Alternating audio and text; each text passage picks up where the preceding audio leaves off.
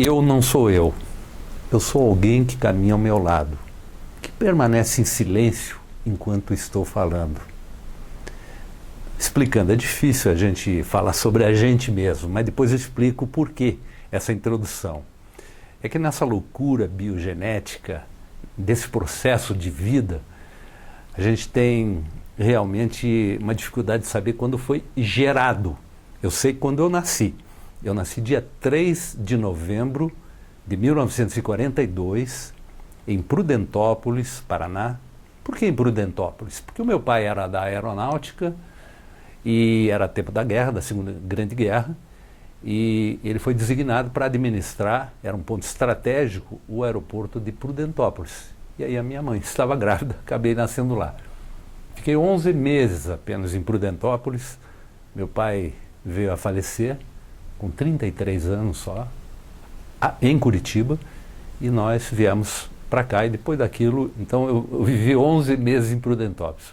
Mas tenho orgulho de ter nascido nessa cidade que praticamente não conheci.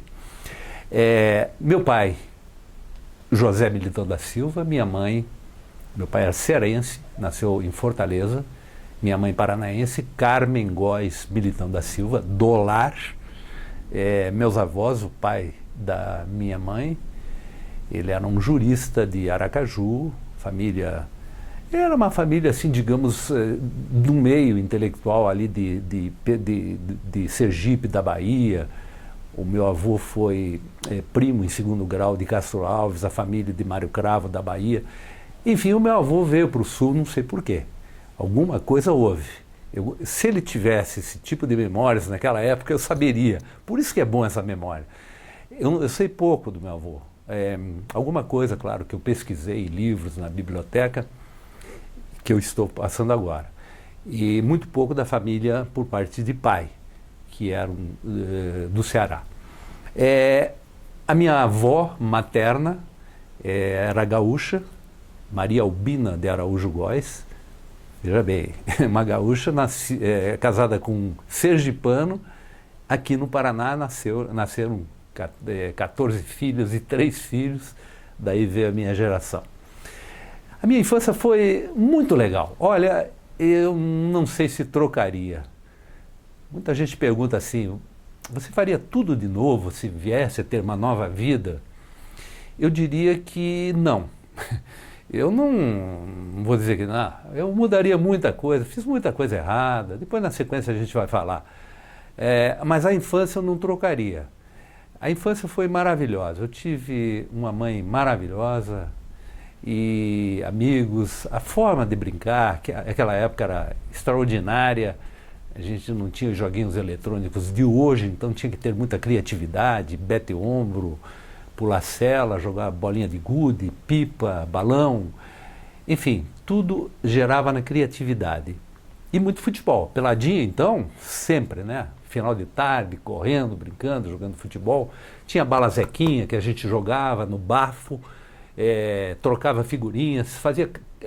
eu me lembro na época, aqui em Curitiba, eu morava nas Mercês, e a gente fazia coleção de carteira de cigarro. E com as carteiras de cigarro, tinha que ser um cigarro, uma carteira diferente da outra. A gente ia formando tipo de uma trança. Então saía a pé, ali da Manuel Ribas, onde eu morava, na esquina com a Jacarezinho, ia até a Boca Maldita, onde se reuniam os senhores da época que fumavam, jogavam as carteiras, a gente ia lá catar carteira para fazer. Aí tinha o Liberty, Hollywood, Pall Mall, uns cigarros diferentes. Então, aquela criatividade de fazer as coisas era muito legal. Então, essa infância foi bacana e talvez até, em função disso, eu tenha sido, na época, e depois até, um pouco criativo. Então, porque a gente necessitava da criatividade para fazer as próprias brincadeiras. Eu me lembro que quando eu estava no colégio estadual, depois a gente vai falar sobre isso, sobre os estudos, mas tinha um timinho de futebol da sala, tinha um campeonato interno do colégio estadual, e eu criei o nome do nosso time de Derrota. Por quê? Era uma ironia, porque naquela época, na terceira divisão, aqui tinha a suburbana, primeira, segunda e terceira divisão da suburbana. Então, o nome dos times era Primavera, Vitória, Triunfo. Era só coisa para cima, né? Operário AU e tal, os de bairro também. Mas quando era nome que você tinha que adjetivar, era nome positivo. E eu criei essa no colégio estadual, naquela turma que tinha o Ayrton Cordeiro, o Gabriel Sampaio, enfim, vários amigos que hoje ainda a gente convive. Eu dei o nome de Derrota. Então, quando ia lá, Derrota joga contra Universal. Derrota versus Hollywood. Eram os times dos outros. O nosso era Derrota, o nome do time. Enfim, isso ajudou. Depois, quando fui jogar futebol também, na adolescência, no Bacaxeri, eu fui quarto zagueiro do Bacaxeri, já federado, atleta federado. Jogava até razoavelmente bem, acho. E eu jogava de chupeta. Então, era uma forma, todo mundo mascava chicletes, eu tenho até foto com chupeta, também era uma coisa criativa. E depois na Rádio Independência, a gente formou um time, uma época brilhante do rádio, naquela época onde o rádio realmente trazia, hoje, né, a gente tem uma nostalgia do rádio incrível, porque foi a era de ouro do rádio. Aqui a Rádio Independência era fantástica, a maior rádio que apareceu aqui, em todos os setores, no futebol, no esporte onde eu estava. A gente criou um time de futebol, o nome até, a sigla, acabou sendo um palavrão, mas a gente usava a sigla Pebol Independência Clube Atlético. Esse era o nome do time. E no uniforme eu criei o Algarismos Romanos. Quer dizer, o Santos tinha um número 2, 3, 5, bonitinho, sombreado, outros faziam um número bem fininho, outros números enormes. Tem que ser alguma coisa diferente. Por que não algarismo romano? Então o goleiro era 1 normal, o lateral 2, o central 3 pauzinho, né? O quarto zagueiro já era 1 e o V, né? O 4, o 5 era um V, o 10, o dono do time, o craque do time era X. Então isso foi incrível. A gente chegou a jogar inclusive em preliminares de jogos de campeonato. Naquela época você conseguia, tinha um Atletiba, e pela força que tinha a Rádio Independência, a gente fazia uma preliminar com o nosso time jogando contra os árbitros, por exemplo. Então foi tudo isso dentro daquela criatividade que a gente teve da infância. Infância onde eu participei de um teatrinho que a Igreja das Mercês, quando eu estava fazendo a primeira comunhão, fazia o curso para a primeira comunhão, eles estavam construindo a torre da Igreja das Mercês aqui na Manuel Ribas. E aí eles iam inaugurar os sinos, parece que eram 4 ou 5 sinos. E escolheram 4 ou 5 entre meninos e meninas para fazer um teatrinho, cada um era um sino. Um dos sinos era eu. Ensaiei e tal, fazia a representação do sino e tal. Só que no dia da inauguração, eu era tão fanático por futebol que tinha um jogo, para a época era expressivo, hoje seria um absurdo. Era a Ferroviária de Araraquara contra Ferroviário daqui. E eu disse, não, eu não vou fazer esse teatrinho, não vou. Esse jogo eu não vou perder, e fui no jogo. Passei de lotação escondidinho, me abaixei. Que coisa. Por isso que eu digo, se eu voltasse de novo, entre outras coisas que eu não faria, seria isso. Meu Deus, dá o blefe, dá o cano, deixar na mão o pessoal do teatrinho para ir ver o jogo de futebol. Uma das coisas erradas que eu fiz na vida. Mas eu gosto de contar isso, porque a gente não pode contar apenas as coisas boas que fez. Tem que contar aquilo que não deveria ter feito. Não me lembro de tantas coisas, ou vou me omitir de muitas outras coisas, mas por enquanto fica essa. Mas fui muito ligado ao futebol. Eu me lembro, por exemplo, que eu transportava futebol que ouvia pelo rádio, que não tinha TV, nos anos 50, para a mesa de botão. Então eu tive jogo de botão, eu e o meu irmão, de ficar assim até 10, 11, meia-noite. Para aquela época era tarde, você ir dormir meia-noite, outro dia levantar cedo para ir para o grupo escolar, jogando botão ali, tic, tac, tac, tac, tac, e não era botão comprado. Aí era outra criatividade, era botão de roupa. Às vezes, coitada da minha mãe, ia lá, estava o casaco sem um botão, porque achava aquele botão bom, raspava ele do lado assim para ele correr melhor, ou embaixo para não pular, bolinha de chicletes, as travinhas de arame e tal.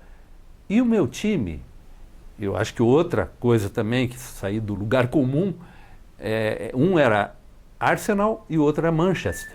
Naquela época, eu tinha o Arsenal e o Manchester. Quando unia os dois, eu formava a seleção da Inglaterra, que era o English Team. E esse foi assim, uma loucura para mim. Depois eu lembro que eu ganhei 2 times de botão daqueles comprados. Um era do Atlético Paranaense, foi a minha irmã que me deu, e ela era atleticana. E o outro acho que eu comprei. Era do Grêmio Futebol Porto Alegrense. Era branco, os botões brancos, e o distintivo do Grêmio que eu achava excelente, bonito, aquele distintivo do Grêmio. Hoje eu sou mais Inter do que Grêmio, desculpe os gremistas, mas eu adorava o Grêmio, de Gessi, de Juarez, de Milton, enfim, Ortunho. Era um timaço, Ayrton, aquele cracaço de bola, Sérgio no gol. Foi um timaço do Grêmio, e esse era o time de botão que eu tinha. Mas o vício no botão de mesa mesmo era com o botão feito, botão artesanal. E isso durou muito tempo. Eu, meu irmão, daí tinha outras pessoas que jogavam.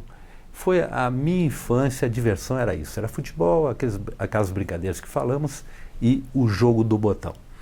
Outra coisa que eu me lembro que foi muito legal na infância também, pelo meu fanatismo pelo futebol, é que tinha seleções regionais. Então eu jogava Paraná contra Santa Catarina, Paraná contra Goiás, Paraná contra Rio Grande do Sul, São Paulo e Rio normalmente iam para as finais, que eram os top naquela época. Então quando tinha jogos da seleção paranaense era um negócio, porque daí não era o teu clube que estava ali, todos iam ao estádio para torcer para uma seleção. E era maravilhoso ir no estádio torcer para a seleção do Paraná. E vai que a seleção paranaense, eu devia ter 10, 12 anos, ela se concentra no Lar das Meninas. Existe hoje ainda, no topo da rua Jacarezinho. Como eu morava ali na Jacarezinho, esquina com a Manuel Ribas, hoje tem um posto de gasolina, eu ia a pé, eu e mais a turminha ali do grupo escolar. Eu estudava no Grupo Escolar Mercês, famoso Galinha Morta. O pessoal do professor Cleto brincava, já tinha bullying, naquele tempo já tinha bullying. Você é do Galinha Morta, porque era GM. E a gente saía para ir lá pedir autógrafo para os jogadores. E que emoção era você chegar e está diante, você pirralhinha, diante de um craque da seleção paranaense. Eu me lembro como hoje, o primeiro jogador que eu conheci, fiquei fã, foi do Afinho, que recentemente faleceu, formado em Direito. Ele fez o curso de juiz, se tornou desembargador Adolfo Krieger Pereira. Eu, até bem pouco tempo, falando com ele, encontrando, eu contava esse fato. Afinho, não esqueço até hoje, eu levando um caderno, eu com 10, 12 anos, levando um caderno e você assinando. Para o meu amiguinho Edson, um abraço do Afinho, assinando com a mão esquerda. O Afinho, que era meia esquerda, número 10 do Ferroviário, um baita do jogador, uma pessoa humana maravilhosa. Aí tinha o William, que era goleiro do Atlético, tinha o Fedato, zagueiro do Curitiba, Carazai, Jutz, pessoal do Monte Alegre, da Cambaraense, do Guarani de Ponta Grossa, enfim, aquela seleção paranaense era uma coisa assim extraordinária você vivenciar com esses jogadores, você como criança. Então essa vida ali, naquele trechinho das Mercês, foi muito gratificante para mim. Para ir aos estádios, por exemplo, a gente ia no Couto Pereira, que na época era estádio Belfort Duarte, para passar por baixo da tábua, aquela tábua meio podre, a gurizada entrava por baixo. Tá. No campo tinha um zelador lá, tal do Seu Machado, que era duro na queda. Ele vinha com uma ripa, todo mundo corria para algum lugar para assistir o jogo. Quando ia no campo do Ferroviário, tinha que pular, aí fazia escadinha, um fazia escadinha para o outro para pular. Aí era o Seu Miguel, era outro brabo também, um senhor assim, duro na queda com as crianças, mas ele saía correndo para assistir jogo de futebol. E uma curiosidade, no campo do Atlético não precisava isso. O Atlético teve um presidente chamado Abílio de Almeida, que Aí eu já estava no colégio estadual, quando ele foi aos alunos e levou umas carteirinhas. Quem queria ser sócio mirim do Atlético, gratuitamente recebia essa carteira e podia ir em todos os jogos do Atlético. Era uma forma assim extraordinária, independente de você torcer para o Atlético ou não. Você podia ser coxa, Ferroviário na época, hoje Paraná, mas você ia no campo do Atlético. Era uma arquibancadinha pequena, tal, coberta para as crianças. Então ele angariou tanta criança, e eu ia em todos os jogos do Atlético. Eu me lembro do ano de 58, quando o Atlético foi campeão, Timaço, Taíco, Geraldino, Damião, Sano, Toca Fundo, a gente ia em todos os jogos do Atlético porque entrava de graça. Então era uma forma inteligente do presidente da época, o Abílio de Almeida, que eu não... Desculpe, Abílio Ribeiro, fazendo a correção. E essa carteirinha deu acesso a tudo isso. E outra coisa que eu me recordo muito bem da infância, ligada ao futebol, foram as duas Copas, de 54 na Suíça e 58 na Suécia. E eu já tinha o hábito, como não havia na época TV, eu via muito rádio. E era vidrado por rádios do exterior. Eu via a Rádio Nacional da Suécia, a Rádio do Egito, a Rádio Deutsche Welle, mas era mais ligado a uma rádio da Suécia. Então eu via tudo sobre a rádio da Suécia, escrevia para lá. Eles mandavam, me lembro que eu recebi um cartão postal, na época mandava cartão postal do Palácio da Rainha, do rei da Suécia, Jorge V. Enfim, isso me familiarizou muito com as Copas. E eu passei a ser um fanático por Copa do Mundo.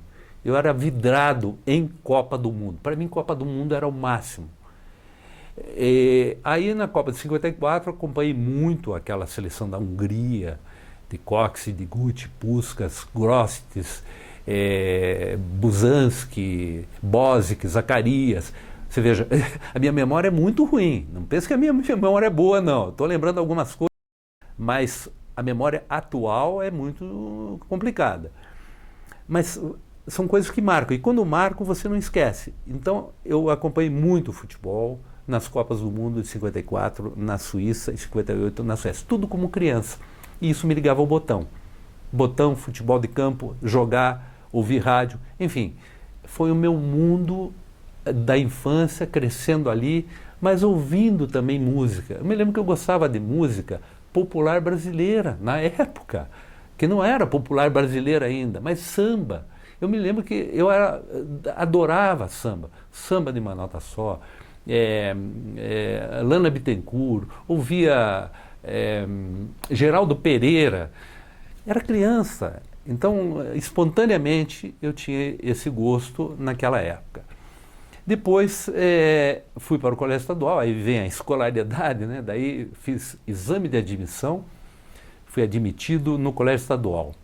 O colégio estadual do Paraná, para quem saía do Galinha Morta, do Grupo Mercês, uma salinha pequena, aquele quadrinho negro ali, bem tímido, bem simples, para o maior colégio da América Latina, o Colégio Estadual do Paraná, nos anos 50, devo ter ido acho que 58 para lá, por aí, novinho em folha, devia ter 2 ou 3 anos a inauguração dele. Aquele quadro imenso, verde, diferente, verde escuro, giz, as cadeiras escolares ótimas, professores não tanto, mas aquela estrutura, uma piscina olímpica, campo de futebol, ginásio, cantina, lugar para você jogar bola, para você praticar esporte, para você ler, biblioteca, salão. O professor, eu tive um professor no colégio estadual, simplesmente chamado Bento Mussurunga, simplesmente o autor do hino do Paraná, o maestro Bento Mussurunga, foi meu professor de música. A gente tinha canto orfeônico, ou era aula de música, não me lembro o nome da cadeira, entre outras tinha aula de música. Todo sábado você cantava ali na frente do colégio estadual o hino à bandeira, quando hasteava a bandeira, o hino à proclamação da República e, claro, o hino nacional. E, de quebra, o hino do Colégio Estadual do Paraná. Do meu colégio estadual do Paraná, o teu ideal, e aí vai. Não sou cantor, não vou prosseguir. Mas era muito legal isso. Isso todo sábado pela manhã. E as meninas tinham aula à tarde, era o horarinho que a gente deixava, entre a manhã e a tarde, para aquele namorico, ia ali no passeio público, ficava embaixo da ponte para ver as meninas passarem lá em cima. Aquele negócio da época, né? Os meninos peraltas, e acho que eu fazia parte desse grupo. E foi muito bacana. Então essa infância e essa adolescência, no colégio estadual, por exemplo, que a gente tinha o time do Derrota, eu me lembro de Ayrton Cordeiro, eu me lembro de Gabriel Guimarães Sampaio, que foi deputado, aí foi federal também, do Celso Toniolo, meu compadre, amigo, maravilhoso, já partiu, mas foi o grande amigo que eu tive nessa existência, convivi depois do colégio com ele há muito tempo, fomos à primeira Copa do Mundo, na Inglaterra, numa loucura que a gente conta depois.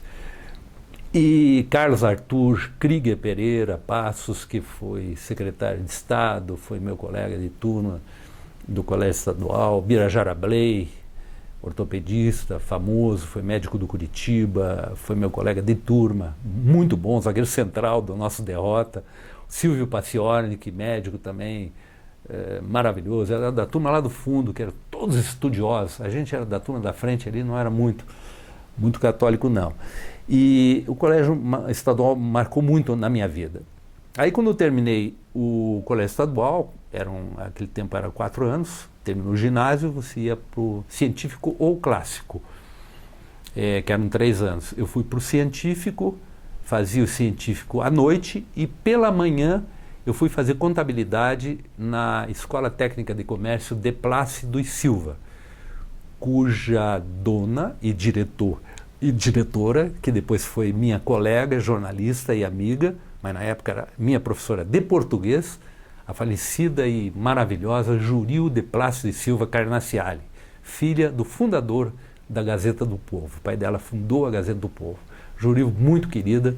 E aí eu fiz o curso técnico de contabilidade na Escola de Plácido e Silva. Terminado, não concluí o curso de jornalismo, concluí educação física na Federal. Fiz o cursinho antes para engenharia, cursinho no Bardal, que era a maioria dos professores que depois fundaram o Positivo. Me lembro que o meu professor um deles foi o Oriovisto. Tive o João Pedro, professores maravilhosos. O Bardal era em cima da farmácia Colombo, ali na 15 com a Muricy. Foi um tempo incrível e eu pensava, cheguei inclusive numa época a fazer um curso de russo na faculdade, na reitoria. Isso foi antes do golpe militar, tinha curso de russo. Aí, como eu era vidrado nas coisas do exterior e tal, abriu uma possibilidade de se estudar em Moscou, veja só, na época, um pouquinho antes do golpe militar, que foi justamente em cima do comunismo que pensava se instalar no Brasil. Eu sabia que tinha uma escola em Moscou chamada Patrício Lumumba, que dava o curso gratuito para a formação da área que você quisesse. Eu pensei em fazer física nuclear, imagine, física nuclear na Patrício Lumumba de Moscou. Era gratuito, só que você tinha que ficar 2 anos fazendo o curso de russo, lá em Moscou, e depois 5 anos da faculdade. Nesses 2 anos você trabalhava durante o curso também para custear, trabalhava o que eles dessem para você fazer lá. Eu quis antecipar esses 2 anos para não ficar 7 anos em Moscou. Eu me matriculei, tinha um curso de russo. Eu cheguei a ter acho que 2 meses e meio, 3 meses de russo, aprendi pouquíssima coisa. Spasiba, Очень хорошо, как поживаете, algumas palavras que eu me lembro ainda. E depois, com o golpe militar, eles cortaram, lógico. Curso de russo, por quê? Comunismo? Aqui não. Cortaram, não tinha nada a ver. Eu estava pensando em fazer, imagina, física nuclear em Moscou. Bem, com isso, encerrou esse capítulo, eu fui fazer educação física, concluí, aliás, um curso que me foi muito útil na sequência da minha formação jornalística, porque eu passei a conhecer todas as carreiras, todas as cadeiras e vários esportes na teoria e na prática. Então você tinha que fazer esgrima, tinha que fazer para eliminar aquela cadeira, judô. Então você tinha que ir lá, não perfeito, mas tinha que ter pelo menos uma noção prática de judô. Ginástica na argola, que era difícil fazer o Cristo. Natação, corrida. Braulio Zanotto era o professor de atletismo, então você tinha que saber como dar uma largada, na prática, sair ali, como colocar os dedos, dar o arranque, e na teoria também. Então foram 44 cadeiras, esportes, acredito que 28, que são os esportes olímpicos de hoje. Isso foi utilíssimo para mim, essa vida escolar foi utilíssima na vida profissional. Fui colega do Levir Coupe no primeiro ano, hoje excelente treinador, né, que todo mundo conhece. Fui colega do Carlinhos Neves, que chegou à seleção brasileira como preparador físico. Fui colega do Eduzinho, irmão do Zico, Edu Coimbra. Fez a faculdade comigo também tanta gente. O Dirceu, o Dirceu Guimarães, que foi em 3 Copas do Mundo pelo Brasil, ponta esquerda, que depois faleceu. Saiu aqui do Curitiba, foi Botafogo, Nápoles, jogou no mundo, o Dirceuzinho. Olimpíada de 72 em Munique, etc. O Dirceu veio da Olimpíada e foi fazer o vestibular e reprovou. Ele reprovou. E depois eu brincava com o Dirceu, disse, que sorte a tua, né, Dirceu? Você reprovar. Já pensou você fazendo polichinelo hoje, dando aulinha num colégio aqui da periferia, ganhando uma miséria? Você, o Dirceu rico, milionário, jogando no mundo. E ele não passou. Grande amigo Dirceu, Livir. Teve outros que eu não me lembro também. Tive professores excelentes, como o Loyola, hoje desembargador, foi meu professor de voleibol. O professor... o Riva também, que foi preparador físico do Atlético, de vários clubes aqui do futebol brasileiro, excelente preparador, foi meu colega de turma também. Tive um outro professor, o Hugo de Ferrante, maravilhoso, filho do Mibá de Ferrante, que eu tive uma passagem incrível no Clube Curitibano. 80 anos do Clube Curitibano, o pai do Hugo, doutor Mibá de Ferrante, eu era um reles, repórter de rádio, da Rádio Marumbi, com um gravadorzinho. O doutor Mibá me convidou, fui eu e Toniolo, que tínhamos um programa na Rádio Marumbi, no baile de 80 anos do Clube Curitibano, ali na Barão do Rio Branco, esquina, com a Rua 15 de Novembro, assisti um baile de smoking, nunca tinha, aluguei smoking, foi o primeiro smoking que eu coloquei, num baile clássico, no clube mais elegante de Curitiba. E sabe quem estava no show naquele dia? Simplesmente Nara Leão e Chico Buarque. Chico e Nara.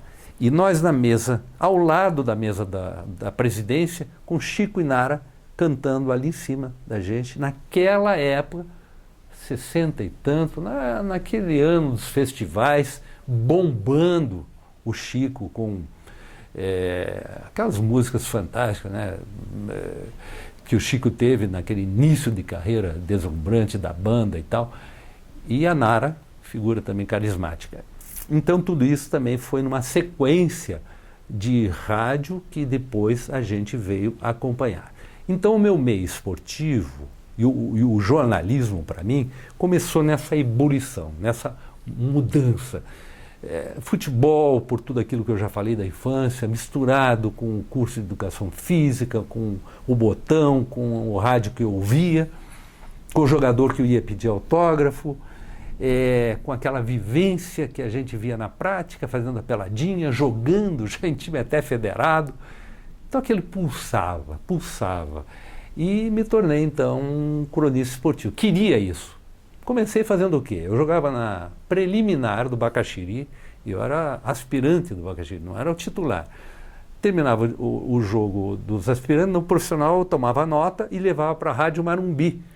A Rádio Marumbi tinha um programa amador, comandado pelo Odenir Silveira, e eu levava, eram os colaboradores. Eu comecei no rádio assim, levava, não lia, ainda eu era muito tímido. Eu até entrei no rádio para quebrar a timidez. Eu era meio sapeca assim no dia a dia, mas na comunicação eu era muito tímido. Disse, poxa, eu vou ter que quebrar essa timidez, enfrentando ela. Eu sempre parti desse princípio, quando você tem dificuldade numa coisa, vá a ela, porque daí você é forçado, você tem que dar um jeito de se sair bem.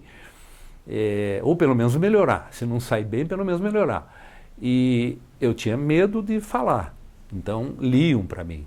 A primeira vez que eu li aquele comentário que eu fiz, eu tremi. A primeira reportagem dali eu fui para o futebol profissional, da Marumba querida, e a primeira reportagem que eu fiz com um jogador do Grêmio, Ayrton, que era um ídolo para mim. Eu tinha um botão do Ayrton. Jogava, Ayrton era o zagueiro central, aquele ídolo. Era o maior zagueiro central do futebol brasileiro da época. Foi injustiçado na Copa de 62, cortaram e botaram o Mauro e o Bellini, porque estavam ali, tinham jogado os dois na Copa de 58, mas o grande zagueiro era o Ayrton. Literalmente grande, cara, super alto, mas técnico, clássico. E aí eu sou escalado para ir no Hotel Clímax. Não sei se existe, acho que não ainda. Não mais, aliás, era ali na Dr. Muricy. A delegação do Grêmio lá, fui, peguei o telefone, liguei para Marumba, telefonão, né? Naquela época, claro, não tinha celular. Aquele telefone ali e tal, liguei para Marumba, chamei o Ayrton e tremia. Diante do craque aqui, Ayrton, como é que está o Grêmio para o jogo de hoje? Aquela pergunta mais padrão, mais chavão, mais clichê possível não era. Como é que está o Grêmio para o jogo de hoje? Mas tremia. Aí ele disse, calma, ele me tranquilizou. Aquilo, olha, me marcou muito. E dali fui, né? Daí eu comecei a ver que o problema no jornalismo, na imprensa, está no outro, naquele que é entrevistado, não em você. Aí teve um dia que eu fui fazer uma entrevista na casa de um intelectual, de um professor chamado Mansur Guérios, o professor Rosala Mansur Guérios. Aí eu fiquei tenso, porque eu disse, poxa, como é que eu vou me sair bem conversando? Meu português tem que ser escorreito, tem que ser um português perfeito, porque eu estou diante do mestre. O livro dele eu tinha no colégio estadual. Já era bem depois, mas eu fui entrevistá-lo sabendo disso. Fui na casa dele, me atendeu maravilhosamente bem, me deixou à vontade. Interessante, daí eu respirei fundo, fui entrevistá-lo, já não tremia como tremi com o Ayrton. Quem ficou nervoso foi ele, o professor. Aí eu senti, poxa, a responsabilidade de quem está do outro lado, esse que não pode errar. Você não, você está apenas sendo um intermediário. Aliás, o que eu procuro dizer para todo mundo, quem trabalha em TV, rádio, jornal, mas principalmente na TV, às vezes se acha. E é muito fácil você perceber isso. Quem está na televisão, mamãe, estou aqui, não precisa dizer, mas você vê o cara estufar, às vezes um micro movimento de músculo, o olho, um movimento labial, você vê que o cara está se achando. Não está se achando, não pode se achar nunca, e nunca, nunca. Porque você é simplesmente um repassador. Você está diante da TV, você é um repassador entre a notícia e quem está do outro lado. Isso é que interessa. Você é um apêndice, você é a ponte, você não é nada. Você tem que fazer bem feito esse repasse. A partir dali, eu comecei a observar o que era ser um profissional dessa área de comunicação. O cara que consegue repassar, intermediar, com elegância, com astúcia, com inteligência, mas sem arrogância. Jamais. Jamais. Não soma nada.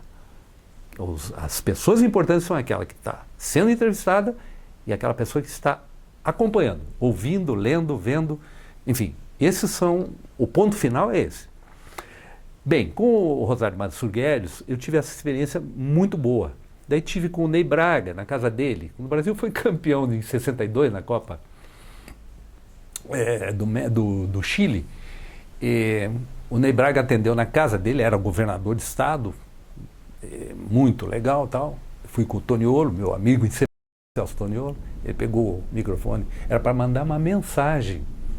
Veja só, uma mensagem para os jogadores campeões do mundo, bicampeões do mundo no Chile. Marumba, querida, aqui, mandar mensagem para o jogador, foi no dia que o Brasil foi campeão mundial. E o Ney Braga, com aquela picardia dele, com aquela com aquele ar de cínico, de brincalhão, de gozador, mas no bom sentido. Ele disse: ouvintes da Marumba Querida, o meu abraço e levo aos jogadores da seleção do Brasil a minha saudação, bicampeões mundiais através da Marumba Querida. Será que a Marumba Querida chega lá? Aí me arrebentou, né? A Marumba Querida. Era, claro, era uma saudação dele, mas para o público que eu vi aqui. Mas ele brincou, achei muito legal aquela do Ney Braga. E essa timidez eu fui quebrando aos poucos. Daí eu trabalhei em várias áreas, em rádio, jornal, TV. Em rádio, acredito que quase todas aqui de Curitiba. E em vários setores também. Eu trabalhei no policial, fiz material, tinha um programa de variedades. Na Rádio Cultura foi fantástico, um programa chamado Se Improvisa, onde cada dia eu tinha que entrevistar a pessoa de uma área. Aí ia desde socialite a político, a artista. Quando vinha gente de fora, Plínio Marcos, Reginaldo Faria, Flávio Cavalcante, cada pessoa top que vinha de fora, lá eu ia. A Eliodora, poxa, Bárbara Eliodora, a maior crítica de teatro do Brasil de todos os tempos, que faleceu. Eu lembro de uma entrevista com ela. Então, e depois, no boom da música popular brasileira, dos festivais, todo mês nós íamos para lá gravar com aquele staff de Wilson Simonal, Jorge Ben, Chico, Nara, Gil, Caetano, Elis. E vai num dia que, e a gente conseguia entrar na TV Record pelos bastidores, que eu fiz amizade com um empresário, e ele conseguiu nos colocar dentro, então a gente não ia nem na plateia, ia lá nos bastidores. Aí eu estou esperando, não lembro se era o Chico, se era Milton, era Edu. Tá um sujeito que eu olho, poxa, mas quem é esse cara que vai cantar tal? Era o Sérgio Endrigo. Sérgio Endrigo, passei a ser fã do cara. Cara simples, deu entrevista e tal. Foi maravilhoso essa época do rádio musical. Fiz também um pouquinho de política, até de economia, porque diversifiquei. Policial, por exemplo, foi uma área legal. Porque no policial você aprende o fundo do barril, né? É o resto, é a raspa do tacho. Então você vai para o sangue mesmo. Então você tem que, no jornalismo, conhecer também esse lado. E para mim foi utilíssimo. Então eu não fiquei só no esporte, que era o meu forte, claro. Eu fui disc jockey, fazia programa na Rádio Independência, no Top. Era um programa chamado Minha Carta Chegou, aquela que você ouvia, a pessoa escrevia, você respondia, colocava uma música. Depois um programa chamado Show de Horóscopo, que é das 9 às 10, falava sobre o horóscopo. Claro que a audiência maciça era de mulheres. Na época eu era solteiro, então para mim foi muito interessante aquilo. Me recordo que foi bem interessante esse programa de horóscopo. Aí no esporte, né? No esporte, eu me lembro que entrei em jornais. Eu trabalhei no Diário Popular, no Diário do Paraná, com o nosso querido Luiz Renato Ribas, e tantos outros grandes amigos que passou por lá, o Milton Ivan, o Creso, que foi o diretor que me levou para lá, me contratou. Enfim, o Diário do Paraná todo ano lembra aquele pessoal, Mariana, etc. A gente participa desses jantares. Depois trabalhei aliás, antes trabalhei na Tribuna, um período muito curto, porque eu trabalhava na Rádio Guairacá e na Tribuna. Na Tribuna teve uma passagem incrível. O Amatuzzi foi genial, foi talvez o jornalista mais, como é que eu diria,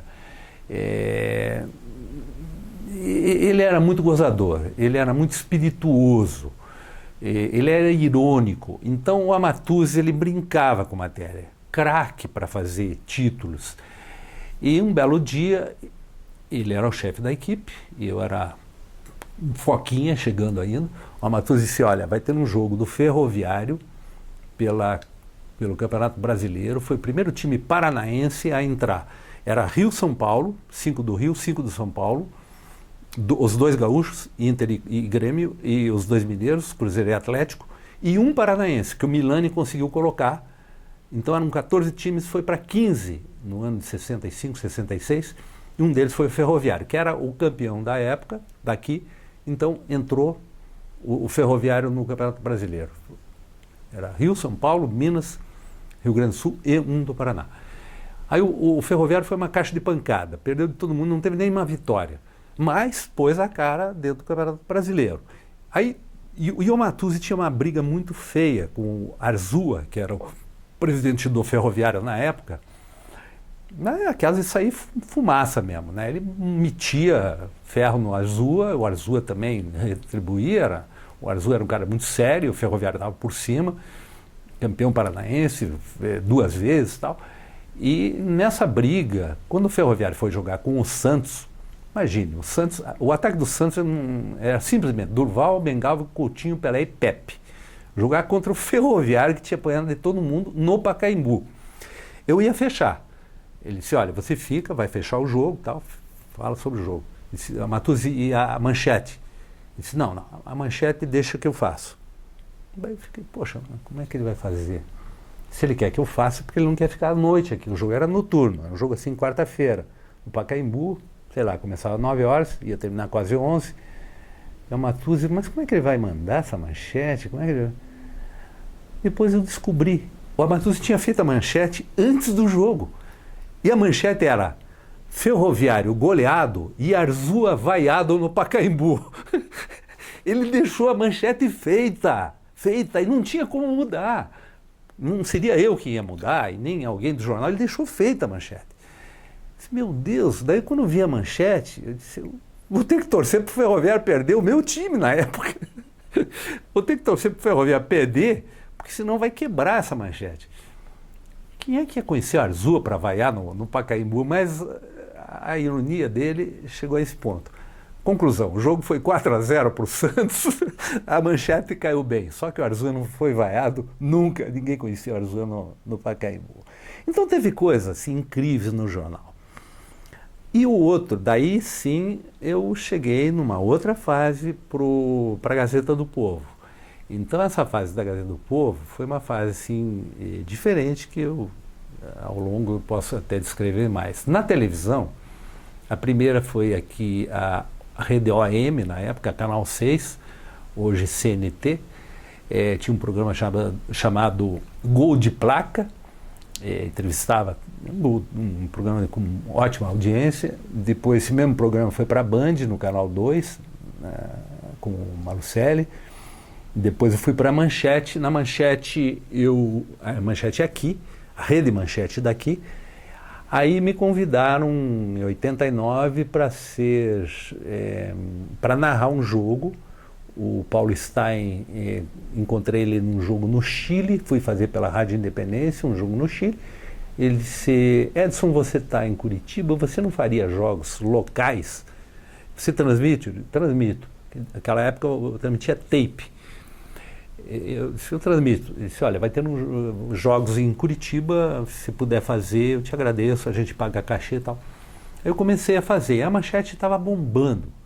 Depois da Globo, a Manchete estava ali, estava com uma equipe muito boa em todos os setores da Manchete, em todos os setores.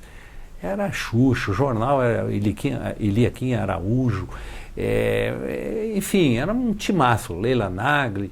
Enfim, e no esporte, nada menos que o Saldanha, era João Saldanha, um comentarista, o outro era o Márcio Guedes, que tinha saído da Globo, era o titular da Globo.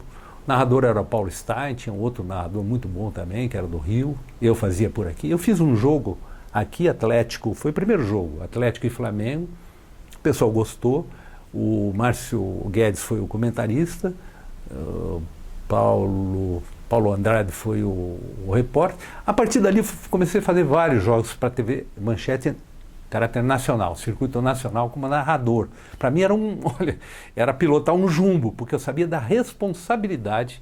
Eu, um cara daqui, que não era funcionário da Manchete, eu era contratado para fazer os jogos, mas a responsabilidade de ter uma rede do peso da Manchete daquela época, caindo do colo. Daí entrava alguém de Brasília pelo ponto, né? olha, chama Brasília, que é sobre o Collor. Eu chamava, aí pela primeira vez, não conhecia aquele negócio de chamar comerciais e intervalos, enfim, todo esquema que você tem hoje, que é bem atualizado, eu fazia em 89 para uma rede. Então foi uma experiência extremamente gratificante na Manchete. Depois trabalhei na TV Educativa também, foi um bom tempo, trabalhava na rádio como funcionário público, me aposentei inclusive pelo Estado, pela rádio e TV Educativa, trabalhei um bom tempo, participava do Cartão Verde, que era um programa comandado na época pelo Juca Kfouri. Me lembro quando o Newton Santos veio aqui em Curitiba, teve uma entrevista com ele, ele veio para lançar o livro dele, né, a enciclopédia. Newton Santos foi um dos maiores jogadores eu vi jogar.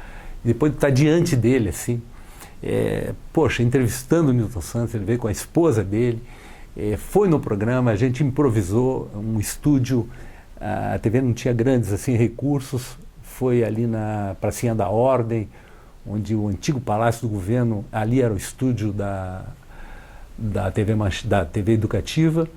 Levei Newton Santos, então era uma ponta aqui, com o Cartão Verde sendo comandado de São Paulo, também nacional, e eu intermediando com o Juca Kfouri lá comandando e o Newton Santos aqui. Experiência muito boa na rádio educativa, e depois, quando passei para a Gazeta, eu tive talvez um outro lado da história minha profissional, porque eu imaginava o seguinte, poxa, naquela época o Rádio Paranaense era muito bom quando surgiu o Lombardi e o Hidalgo. O Lombardi e o Hidalgo, eles criaram uma forma de transmitir jogos de times paranaenses e depois de seleção brasileira, aonde tivesse. Então tinha jogo na Europa, na América do Sul, na Ásia, eles iam transmitir. E essa criatividade, essa abertura que eles fizeram para o mercado do rádio paranaense para ficar no mesmo nível do Rádio Gaúcho, por exemplo. Eu não falei de Rio São Paulo, mas o Rádio Gaúcho, que era muito forte com a Guaíba e com a Gaúcha, o Rádio Mineiro com a Itatiaia, o Lombardi e o Hidalgo com a B2 e com a emissora paranaense na época, o Universo depois, eles fizeram a mesma coisa, eles estavam num nível muito interessante. Aí deu clique, eu disse, por que um jornal tão forte como a Gazeta não faz isso? Quando eu ia, né, em transmissões, depois eu vou contar a história de Copa do Mundo, né, que eu fui a 11 Copas, fui a 7 Olimpíadas, a primeira Copa foi em 66 na Inglaterra, depois 70 no México, depois veio as outras Copas, mas eu via o pessoal de vários jornais, por que não do Paraná, por que não a Gazeta do Povo? Foi onde eu fiz uma parceria com a Gazeta. E a partir de 91 eu fiz os Jogos Pan-Americanos de Cuba, foram jogos incríveis.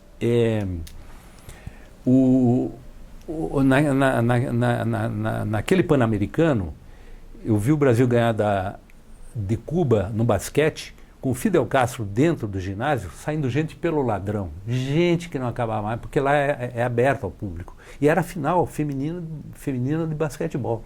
Hortência, Paula, Ruth, Janete, um timaço do Brasil, né? Contra um time cubano que estava voando. E a Maria Helena era a técnica do Brasil, o Brasil ganhou de Cuba. E com o Fidel Castro dentro do ginásio, que depois foi lá, brincou, cumprimentou a Hortência, vocês duas têm que vir para cá, eu convido e tal. Enfim, foi uma coisa fantástica. E ali eu conheci Sotomayor, vi como é que funcionava o esporte em Cuba, por que Cuba, um paísinho tão pequeno, tinha uma potência tão grande no esporte. Fui conversar com o editor de esporte do jornal O Grama de Havana, e ele me contou que antes da Revolução, quando o Fidel Che ganharam a Revolução Cubana, ele reuniu primeiro médicos, cientistas, professores de educação física e educadores. Ele disse, para funcionar, para que essa revolução dê certo, eu preciso de um povo sadio, não pode ter doença. Então vou investir tudo, o pouco que nós temos da cana, né, e o tabaco, que eram os produtos fortes de Cuba, na medicina. Mas antes que o pessoal vá para os hospitais, eu quero que sejam sadios. Vem cá, professores de educação física, o que é que vocês recomendam para se fazer um baita de um plano esportivo para que haja saúde. Ali eu vi a importância da educação física, do esporte, na saúde, na educação e também na prevenção de doenças. Então, voltando, ali foi o início que me deu o clique para a Gazeta fazer. Daí, o ano seguinte, teria a Olimpíada de Barcelona. Foi a primeira Olimpíada que eu fui. Fui o único jornalista do Paraná. Nessa Olimpíada, já pela Gazeta do Povo, foi a maior Olimpíada que eu vi na história. Fui depois nas outras todas, inclusive nessa última do Rio, que foi maravilhosa também. Agora, a de Barcelona, pela primeira vez usei o celular. Não existia. 92, 91 foi lançado aqui, acho que no Brasil, mas era só no Rio. Então, na Olimpíada, eu com o celular mandando notícia para a Rádio Educativa, dava 4 horas de diferença do fuso, então, meio-dia de lá, eu estava com o Oscar, com Hortência, com Sotomayor, com o pessoal do Dream Team. Eu consegui entrar, tive acesso à Vila Olímpica. Por 3 vezes eu consegui ter acesso total à Vila Olímpica, o que raramente, depois nunca mais consegui. Mas naquela época eu consegui, não sei como. Tive uma amizade lá dentro do Comitê Olímpico Brasileiro e consegui. Você tem acesso, sim, à Vila Olímpica, mas os atletas vêm dar entrevista para os jornalistas. Mas e se eu tiver acesso a almoçar, a ter acesso a todas as dependências dos atletas olímpicos? Então essa marcou pelo celular, que eu usei pela primeira vez, pela informática, pela primeira vez ia no computador. Como é que... Porque o intuito maior era acompanhar os atletas paranaenses. Tinha, me parece que 15 atletas paranaenses. A grande imprensa internacional enfocava o atleta top, os 3 primeiros medalhistas e tal. Mas como é que ficou o Quadrim, por exemplo, que é um ciclista paranaense que tirou, sei lá, 25ª colocação no ciclismo? Mas era importante para a gente saber. Com essa colocação, o Quadrim foi recordista sul-americano, digamos, ou teve o melhor tempo dele na sua carreira. Aí que aconteceu aquilo que para mim foi uma grande surpresa. Eu me vi diante do computador. Hoje eu tenho dificuldade em manejar, mas eu fui um dos primeiros a usá-los para saber qual o tempo, tal, handebol, quantos lançamentos teve de atleta lá que joga em Pato Branco, em Francisco Beltrão. Enfim, foi uma coisa espetacular essa Olimpíada. Aí, a partir dali, esse casamento com a Gazeta do Povo me propiciou a mim e a própria Gazeta a cobertura simplesmente das Olimpíadas seguintes, além dessa, que eu fui sozinho, depois já com mais gente, a Olimpíada de Atlanta, a Olimpíada de Sydney, de Atenas, de Pequim, de Londres, do Rio de Janeiro. E todas as Copas do Mundo. Então veio a Copa dos Estados Unidos, que eu fui com o Alexandre, na Copa da França, que foi o Irandi e o Célio, e aí foram as outras Copas, até que nós chegamos a ter 6 profissionais e a Gazeta do Povo passou a ser respeitada nacionalmente e até às vezes internacionalmente, porque ela estava no foco. O primeiro objetivo na época era, não, a Gazeta tem que fazer aquilo que a Tribuna não faz, porque eram concorrentes. Tá, bateu, a Tribuna não ia, parece que foi 1 ou 2 Copas, mas a Gazeta, não só Copa e Olimpíada, como Libertadores, Pan-Americano, amistosa da Seleção Brasileira, Copa das Confederações e por aí vai. Tudo quanto era grande evento internacional, nessa parceria que nós fizemos com a Gazeta, a gente ia e fazia. E aí passou a haver um respeito muito grande. A gente, quando podia ir com a seleção no avião, ia. Quando podia se hospedar no mesmo hotel, se hospedava, sem nenhum vínculo, isso é muito importante que se diga, com CBF ou com comitê. Nada a ver. Quanto é que é? Paga. Aí Estadão, Folha, Globo, os 3 grandes jornais, ia uma outra rádio, televisão, Globo, às vezes Bandeirantes, Luciano do Vale e tal, e nós. Então a gente passou a ter o respeito de toda a grande imprensa brasileira por fazer as coisas absolutamente independente, sem pedir amém, e dizendo as coisas erradas que aconteciam, e fizemos tudo. Eu me lembro que recentemente fui fazer um balanço, foram, me parece que 67 eventos, grandes eventos internacionais, no prazo de 15, 18 anos por aí. Então foi um momento assim iluminado, digamos assim, que eu tive com a Gazeta. Eu ia não só como coordenador e como colunista, que sou até hoje na Gazeta. Um jornal do maior respeito, um jornal que eu tenho um carinho imenso pela forma como Ana Amélia, como Guilherme me atenderam, reivindicando um objetivo que era levar um grande jornal para um grande público. Esse era o objetivo. Só tem que fazer. Me lancei, dei as dicas, como se faria, a criatividade também entrou isso, aí vem aquele troço lá da infância, ajudou muito, negócio que fosse bom para todos, que viabilizasse, e a gente fez essa imensidão de transmissões durante todo esse tempo.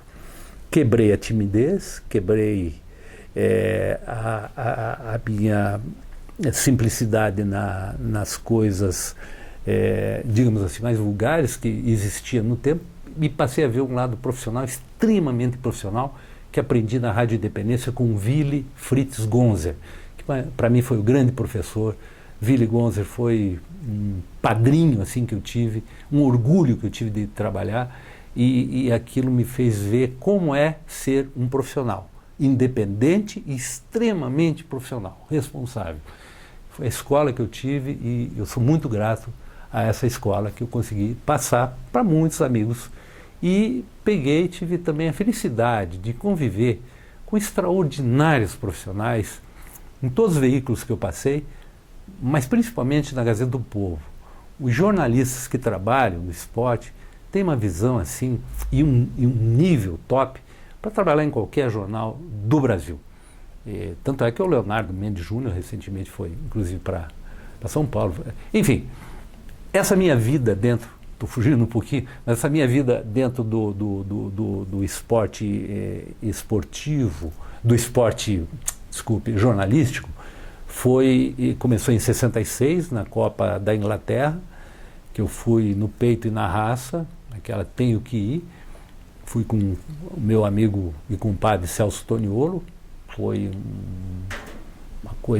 uma experiência única, porque era aquela época das mudanças estruturais, sociais, de comportamento do mundo, com Mary Quant, com Mini Saia, com Beatles, e a gente em Londres, na Trafalgar Square, em Liverpool, indo no Cavern dos Beatles, enfim, assistindo o jogo Wembley. Imagine, eu que jogava botão, que tinha o Arsenal e o Manchester United, que tinha o English Team, que era fanático por aqueles jogadores da época, Finney, Brooks, McGregory, Tommy Taylor, eram jogadores de uma época. Depois eu estar lá na casa deles, o Wembley, para mim era um santuário o Wembley.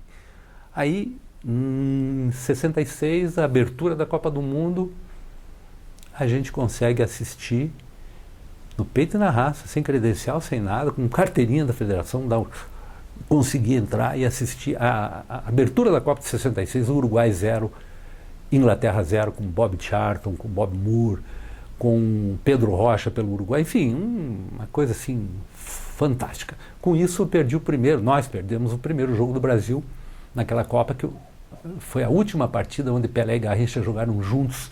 O Brasil ganhou da Bulgária de 2-0 em Liverpool.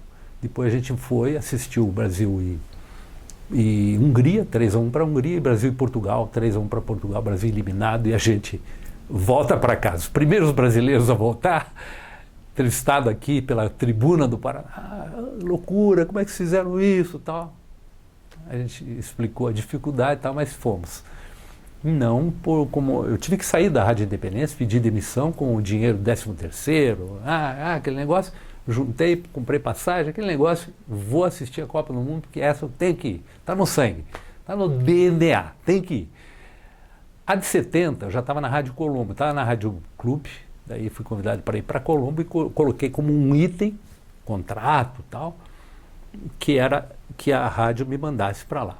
A rádio não cumpriu o contrato, o Erwin Bonkoski, que era o dono da rádio, deu o calote, enrolou, acabou assumindo o contrato. Enfim, eu disse, não, agora eu vou e depois entro com um processo contra a rádio, porque eu tenho testemunhas. E fui. Daí no final, o Brasil ganhou do Uruguai de 3-1 na Copa de 70, nas quartas de finais, fiquei segurando. Quando o Brasil ganhou do Uruguai, no dia seguinte, aí eu já tinha preparado, né? Fui lá na Panam, naquela época era Panamérica, a companhia que voava para o México, tinha deixado tudo preparado, se o Brasil ganhar do Uruguai e for para a final, eu vou nessa. E fui. Aí assisti no sábado Brasil e Uruguai e Alemanha, a decisão de terceiro lugar, Alemanha 1-0. E no domingo, um dos jogos, talvez, esse não tem como sair da memória, né? Brasil 4, Itália 1, Mundial de 70, Brasil tricampeão do mundo, com o Gerson, com o Rivelino, com o Tostão, com o Jairzinho, com o Everaldo, com o Félix, com o Piazza, com o Brito e com o Pelé. Quer dizer, Clodoaldo, Carlos Alberto, enfim, foi uma coisa extraordinária, aquela Copa. Aquilo foi uma aprendizagem, um sufoco, aquilo nasceu assim, era uma coisa do sangue, tenho que ir. Agora, profissionalmente, daí eu comecei a ir às Copas em 82, uma Copa também fantástica, aquela da Espanha, né? Um dos maiores times que o Brasil fez até hoje. Me lembro, se você disser hoje, perguntar para mim, os grandes jogos que você viu de futebol até hoje, que mais marcaram, para mim, primeiro foi uma vitória do Brasil de 6-0, quando eu conheci o Maracanã pela primeira vez, chegar no Rio de Janeiro, vi um Maracanã, que era assim, também um palco abençoado, e o Brasil, aquela casa cheia, o Brasil com um ataque, Garrincha, Didi, Coutinho, Pelé e Pepe.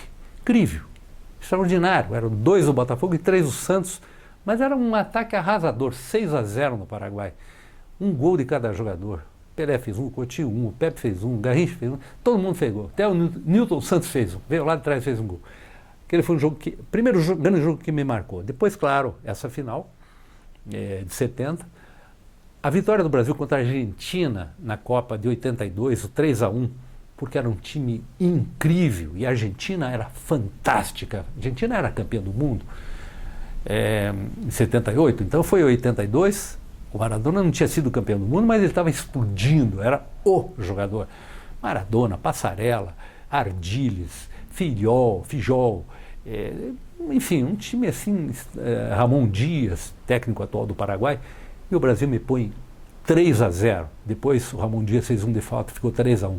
Mas um show do Zico, Sócrates, Cerezo, Éder, Falcão, meu Deus do céu, que Leandro, um grande jogador, Júnior, exceto o Valdir Pérez, talvez o Luizinho e o Serginho, a seleção perfeita.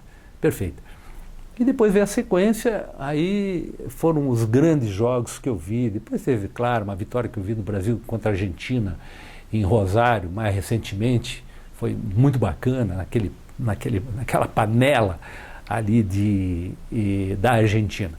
Essa a minha vida assim, no esporte, onde eu vi ícones como o Pelé, o Garrincha, o Newton Santos, o Didi, o Gerson, o Tostão, o Zico, o Beckenbauer, o Bob Charlton, o Eusébio, jogadores de outros esportes, como o Dream Team americano. Meu Deus, eu esqueci até de falar, na Olimpíada de Barcelona, ver o Dream Team foi uma coisa assim incomparável.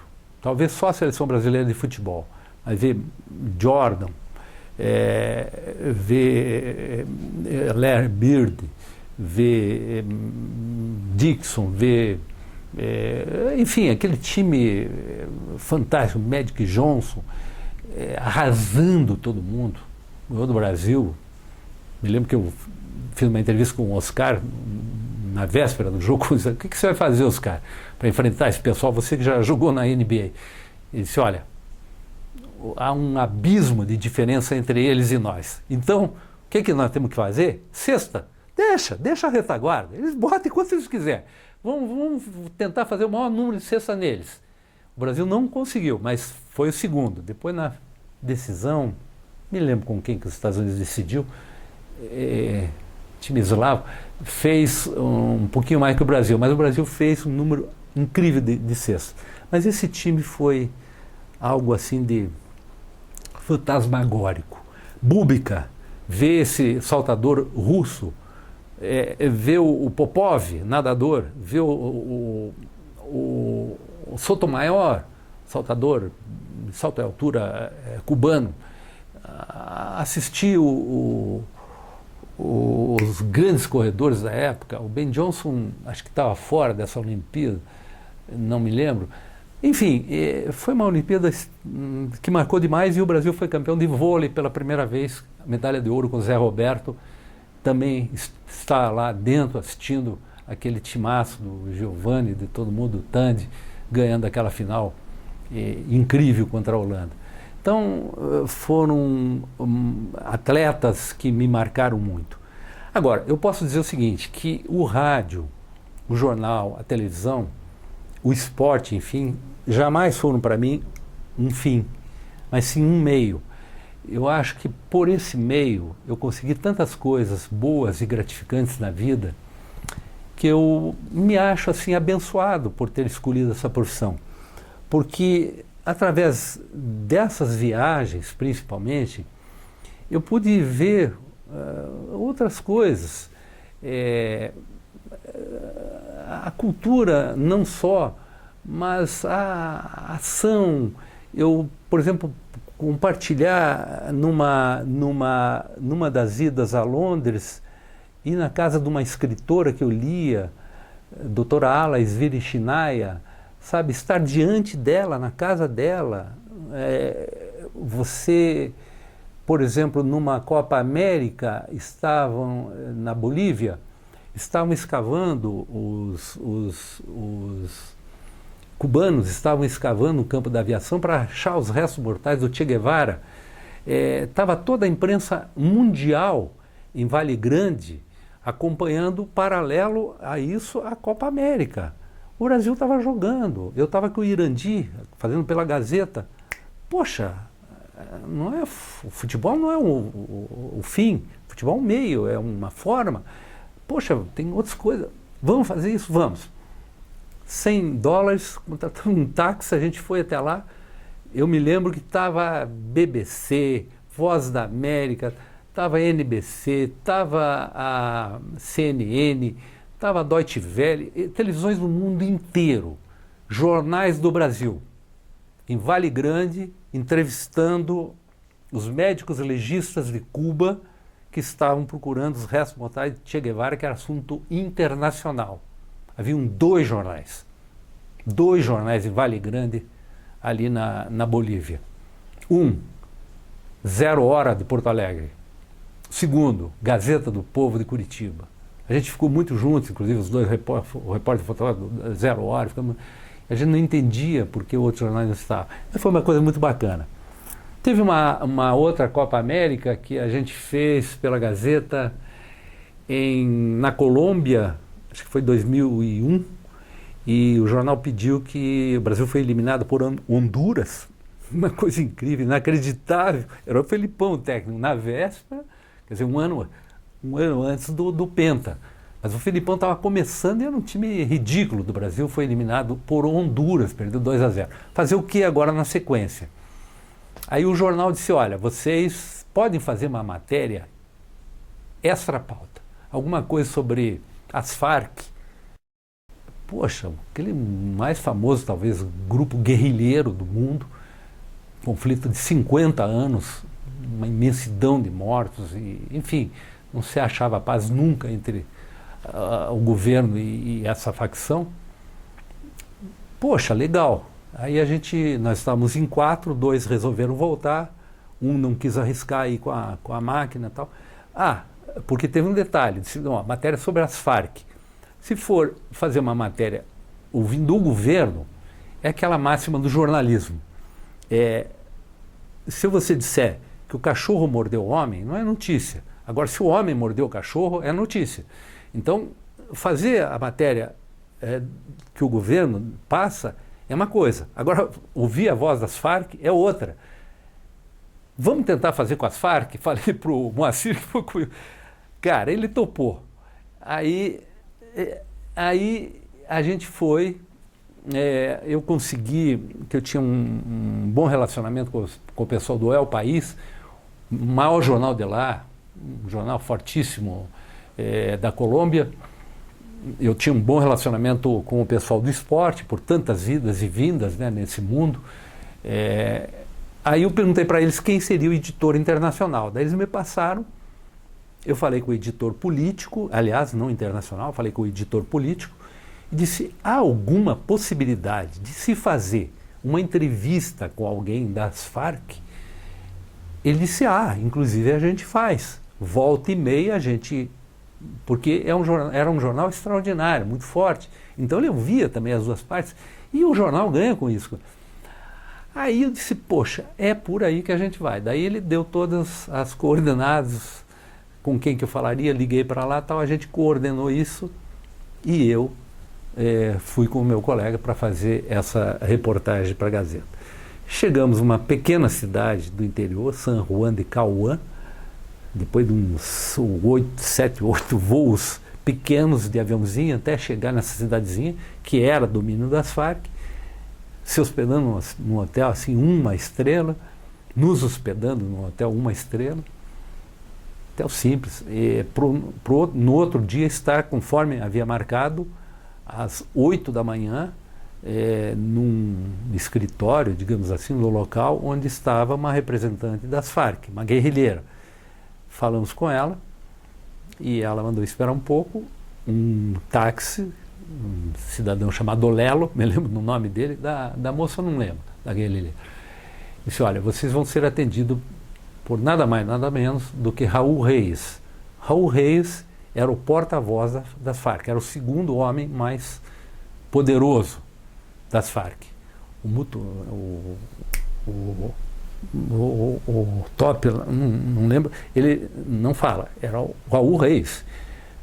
A gente foi, depois de andar uns 30, 40 quilômetros pela mata, várias barreiras, revista e tal, tudo o território Farc, no meio da selva, negócio cheio de parabólica. Eu pensei que eu ia pegar mata, de nada.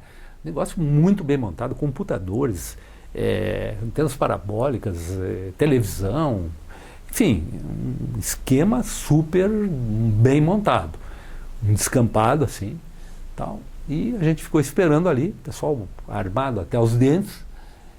Aí até que surgiu da mata, um cidadão que era baixinho, Raul Reis, uniforme de selva, veio, simpático, cumprimentou a nós dois, tal. Ele disse, Raul, podemos começar? Podemos. O que eu posso perguntar? Gravado isso. Tem até hoje. Fotografado. Podemos fotografar? Pode. Pode gravar? Pode. Tem algum tempo? Não. Tempo que se quiser. Tem alguma restrição à pergunta? Pergunte o que você quiser. Cara, foi uma coisa incrível. A gente fez, sei lá, uns 40, 60 minutos de gravação com o Raul Reis e trouxe aquela matéria para a Gazeta do Povo. Só nós. Quando nós saímos de lá, porque aí a Copa América tinha acabado para o Brasil desclassificado, continuou a Copa América, mas não o Brasil. Quando a gente foi a Bogotá, e cheguei em Bogotá, estava um grande amigo meu que era da Folha de São Paulo. Quando ele nos viu lá, poxa, vocês estão aí e tal, por quê? O Brasil já perdeu? Eu disse, não, é que a gente foi fazer uma matéria com as Farc.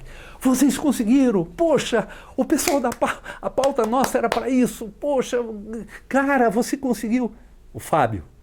Eu disse, consegui. Puxa, eu vou ler a matéria de vocês. Tal. Sabe, aquele orgulho que dá. Não, mas por um jornal daqui, a Gazeta do Povo, estar lá fazendo uma matéria que a Folha de São Paulo não tinha conseguido. Então, é isso que eu digo. Não é o futebol não era um fim, era um meio para você ter acesso a tanta coisa diferenciada nesse mundo. Eu me lembro na Arábia Saudita, por exemplo, a Gazeta cobriu a Copa das Confederações E foi o país mais difícil de se entrar até hoje. O visto teve que ser mandado, o passaporte, uns 2 anos com antecedência para que a gente tivesse o visto garantido. Chegando no aeroporto lá, a seleção brasileira, nós estávamos no mesmo voo da seleção brasileira e outros jornalistas, claro, da grande imprensa brasileira, todo mundo fica aí parado, parecíamos que nós éramos infratores, e revista em todo mundo, tal, mas foi bacana. Daí, na casa do embaixador do Brasil lá, ele contou tudo o que acontecia lá, inclusive decapitação em praça pública, o que eu me recusei a ver, mas colegas que foram, viram, plena praça pública agora. Mas, poxa, 1998, na véspera da Copa da França. O Brasil, inclusive, foi campeão desse torneio lá, dessa Copa das Confederações, quando os jogadores todos rasparam a cabeça, timaço, Ronaldo, Romário, Rivaldo, enfim, time extraordinário. Mas eu tive também acesso a uma cultura da Arábia Saudita que jamais eu teria se não fosse através do jornalismo, do esporte. Então eu sou, assim, extremamente grato por tudo isso que aconteceu na minha vida.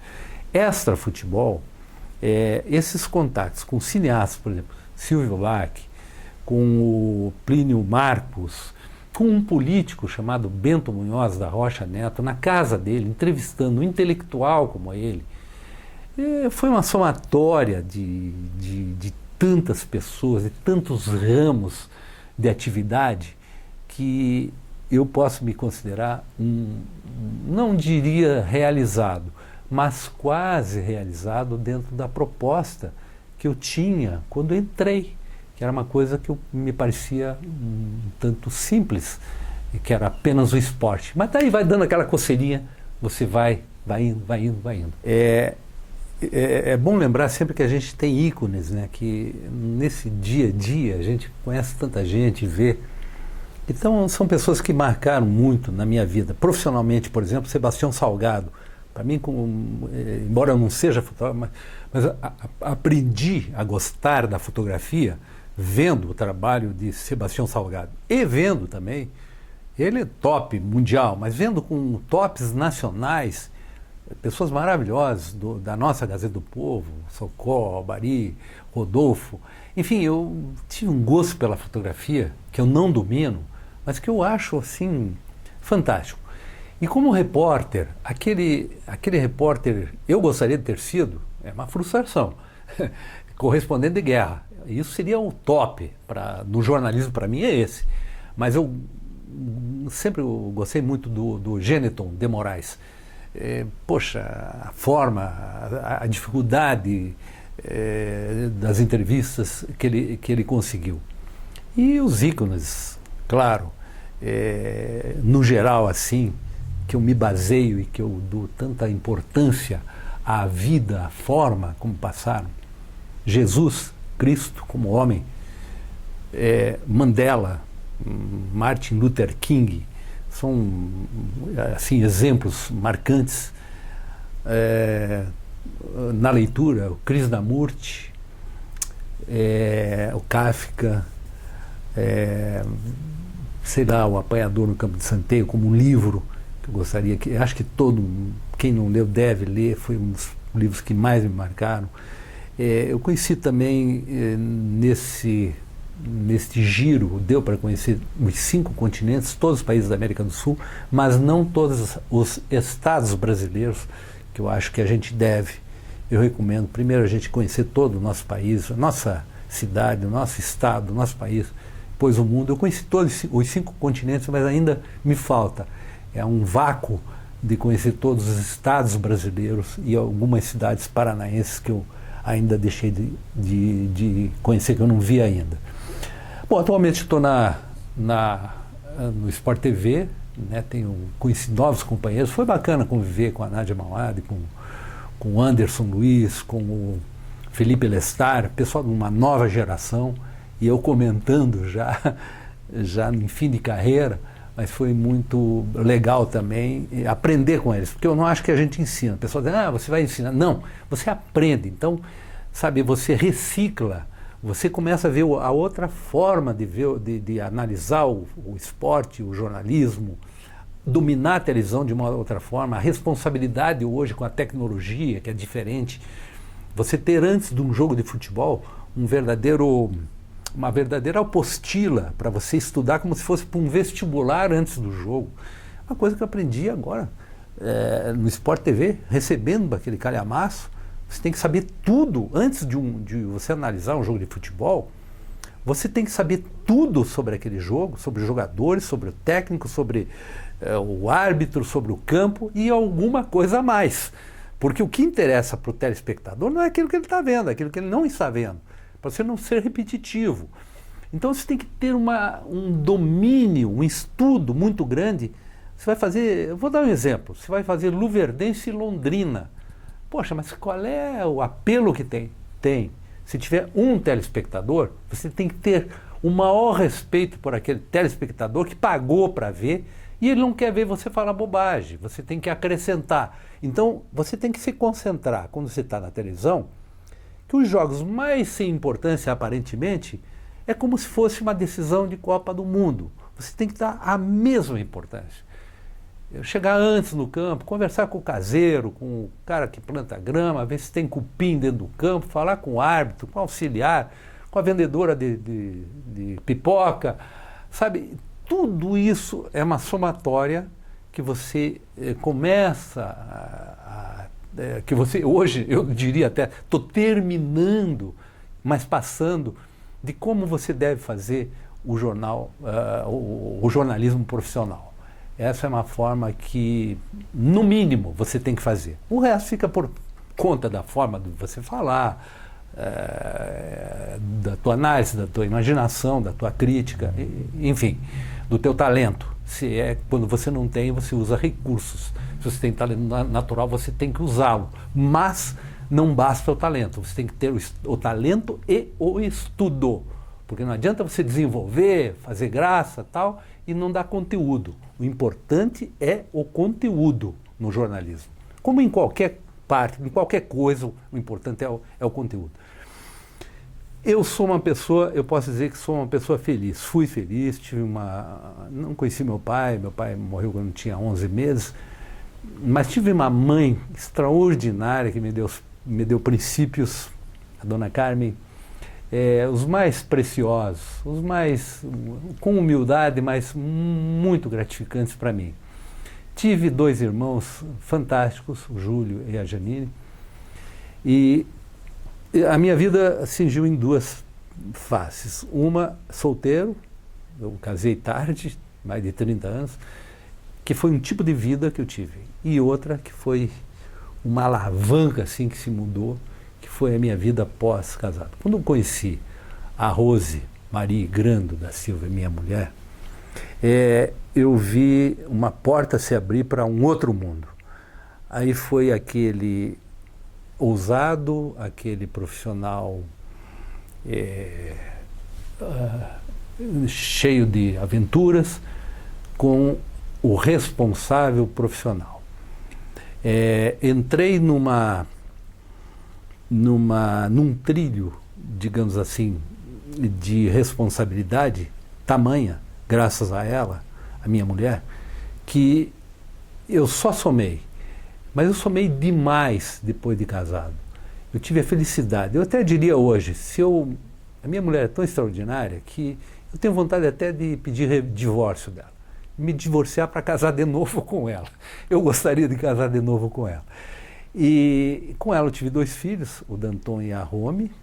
Tenho 2 netos, o Lucas e a Fabiana. A Rose foi um encontro assim diria de uma convergência cósmica, porque o nosso encontro assim, ele transcende. Interessante que a gente não tem afinidade nas coisas pequenas, materiais. A profissão dela é totalmente diferente da minha. Ela é psicóloga, é artista, não detesta futebol. Então tinha tudo para não dar certo. Só que eu procuro passar a todas as pessoas assim, você convivência já de tantos anos de casamento, O que você acha? Eu procuro dizer o seguinte, tem que haver primeiro inteligência das duas partes. O que eu quero dizer com inteligência? Inteligência com humildade. Você tem que respeitar, você tem que ter inteligência de captar do outro aquilo que você não tem. E para isso você tem que ter humildade, porque senão você bate de frente. Não gosto disso. Você é o dono da verdade? Ela não. Mas que tal se ela tem razão? Vamos ver, vamos somar. E da outra parte também.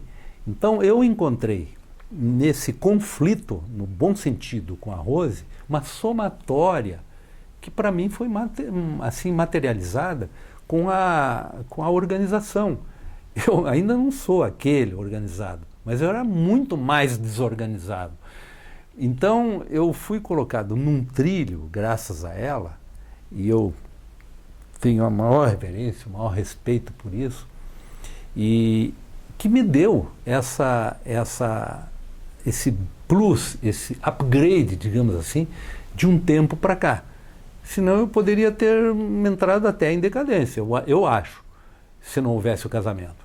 Agora, se a gente não bate nas coisas assim imediatas do dia a dia, a gente bate nas coisas mais ancestrais, sabe? Lá em cima, na essência, a gente bate, a gente comunga. Não no aspecto religioso, não nisso. Na espiritualidade, eu diria, que não tem nada a ver com espiritismo. Na espiritualidade, na essência das coisas, a gente bate muito bem. Então, nessas divergências, a gente procura, eu procuro da minha forma, ela da forma dela, a somar o que é que um tem que o outro não tem, que você pode agregar, não que você vá ser igual, tal, mas que vai te ajudar a somar. É porque a gente veio nessa vida para pôr um algo mais. Você não pode diminuir. O nosso crânio, o nosso cérebro é o maior de todos os seres animais que tem. Ele não pode diminuir, ele não pode atrofiar, ele tem que alargar. Se for 1 milímetro, ótimo, mas alargue. É uma missão, eu acho que é uma forma de você fazer alguma coisa nessa passagem que é breve. A passagem nossa na vida, a vida é eterna. Mas como o Buda dizia, suas expressões são efêmeras, passageiras. Então, a expressão da vida é esse tempo que você está de carne e osso aqui. É efêmera. Então, você tem que deixar algum recado. Qual o recado que você deixa? Somando. Como uma forma de somar? Que você faça o bem. Eu tenho uma máxima que eu digo assim, faça o bem e jogue ao mar. Isso. Se você fizer alguma coisa e disser, eu fiz, eu sou, eu fui, aqui a gente está dizendo porque é biografia, mas na essência eu acho que nada disso. Você deve fazer e jogar ao mar. Se fizer e eu fiz, acho que não tem mérito. Faça o bem e jogue ao mar. Então, eu resumo agradecendo muito. Primeiro, a essa grande oportunidade que eu tive aqui, nas Memórias do Paraná, ao meu amigo, querido amigo, Luiz Renato Ribas, porque eu vejo que esse depoimento é uma espécie de pergaminho que você põe dentro de uma cânfora, é aquele bilhete que você põe dentro de uma garrafa e que vão abrir só muito tempo depois. Botaram dentro de uma cânfora uns pergaminhos sobre os lógios de Tomé, que foi descoberto há pouco tempo, há uma década atrás, pergaminhos que tinham mais de 500 anos, pergaminho do tempo de Cristo. Então, essa garrafa, essa cânfora com essa mensagem, é graças a esse trabalho maravilhoso que o Luiz Renato Ribas faz, porque a gente não sabe lá na frente, daqui a 200 anos, como é que vai estar isso. Eu gostaria de ter esse tipo de informação dos meus avós, por exemplo, que eu sei muito pouco. Eu fui atrás, soube o suficiente, mas não tanto quanto devia. Com isso, com esse tipo de depoimento de todos nós que por aqui passamos, eu e tantos amigos, pessoas que eu não conheço, mas que são brilhantes que vieram aqui, porque todas as pessoas têm a sua história, é algo assim que é inexplicável, esse tirocínio, esse alcance que o Ribas teve para a gente deixar esse depoimento. O outro agradecimento que eu faço é aos meus pais. Eu acho que pela geração que eu tive, né, de um pai e de uma mãe, de um esperma com um óvulo, e da forma como eu fui concebido, eu sou muito grato a eles, não estaria aqui. Quero agradecer ao Danton, que filho brilhante que eu tive. Poxa, ele trabalha com informática, ele é um exemplo para mim de organização, de inteligência, de carinho, assim como a minha filha, a Romy, também profissional, formada, professora, fez inglês, o Danton é poliglota. Então são dois filhos assim maravilhosos. A Romy teve 2 filhos, a Fabiana e o Lucas, e especialmente a minha mulher, a Rosemarie, que foi o ponto de equilíbrio da minha vida. Ela que é psicóloga, que é pintora, é artista, que é conselheira, que é companheira, que é guerreira, que é holística, que é criativa. A criatividade dela é tão fantástica que eu não sei como é que pode uma pessoa ter tanta facilidade manual, de tirocínio, de fazer tantas coisas diferentes, de simplificar as coisas, de ter a espiritualidade que ela tem. Muito obrigado, Rose. Você foi quem me deu vida, e essa vida eu agradeço muito, mas muito mesmo a você. Eu não sou eu sou alguém que caminha ao meu lado, que permanece em silêncio enquanto eu estou falando, que perdoa e esquece quando eu estou irado, que segue sereno quando eu estou aflito e que estará de pé quando eu estiver morrendo. Eu não sou eu sou alguém que caminha ao meu lado. Obrigado.